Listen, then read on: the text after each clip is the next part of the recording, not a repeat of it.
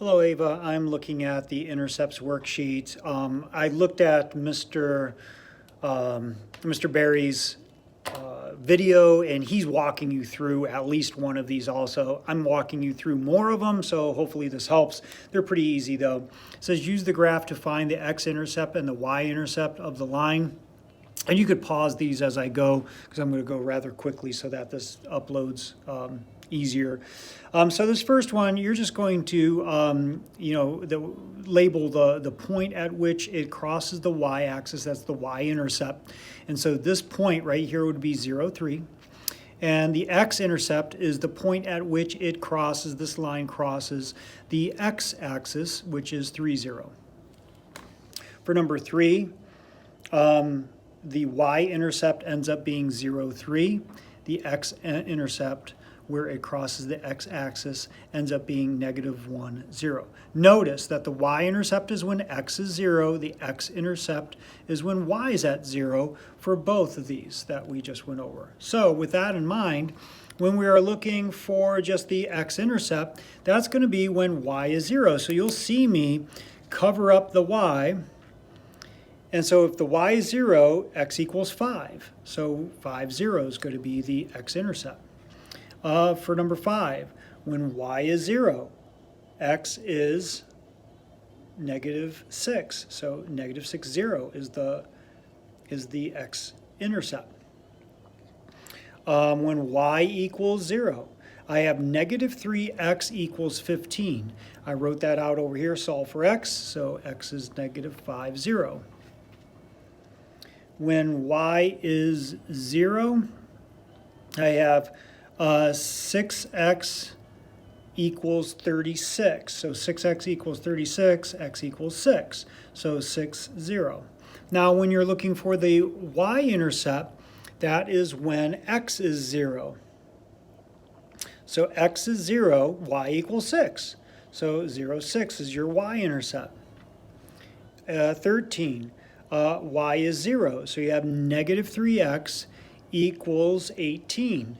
So the x is 0, 6y equals 18. Sorry, I'm getting messages as I'm doing this, I'm kind of distracted.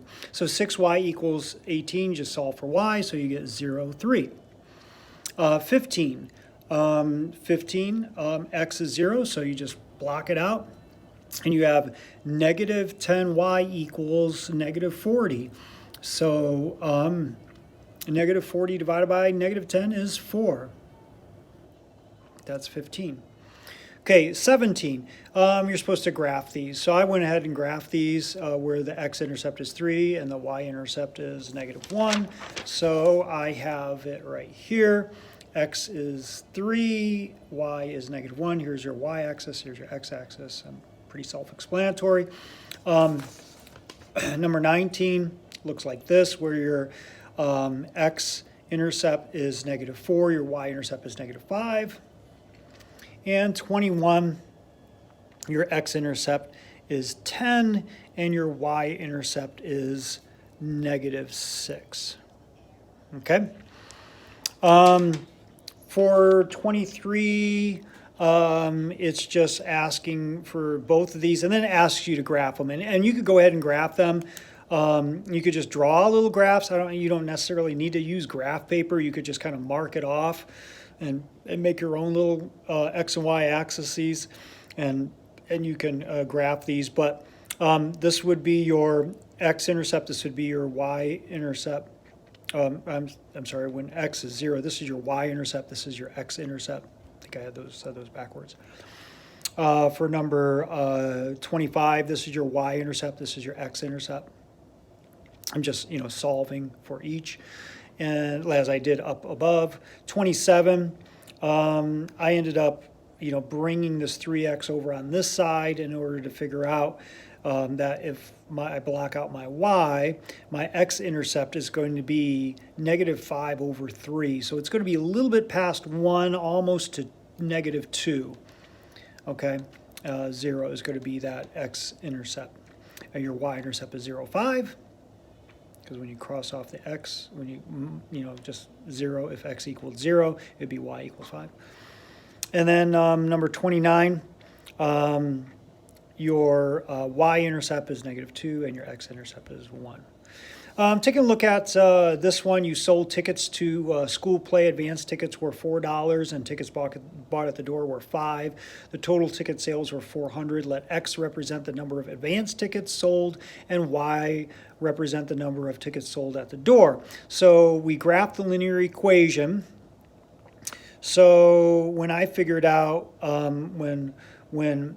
when x equals 0, so the y-intercept, so 5y equals 400, so 400 divided by 5 gave me 80. And then when y equals 0, the x-intercept was 4x equals 400, and 400 divided by 4 is 100, so my x-intercept is 100. So I labeled them here, my y-intercept and my x-intercept. Okay, so what does that represent? Well, 080, or the y-intercept, shows if no advance tickets were sold. That would be, all at the door tickets. All at door tickets sold, okay? And then the 100, 0, or the x-intercept at that point would be that shows if no tickets were bought at the door and they were all sold in advance. Okay, hopefully this helps, and let me know if you need any more help. Like I said, his video probably explains it better than I do.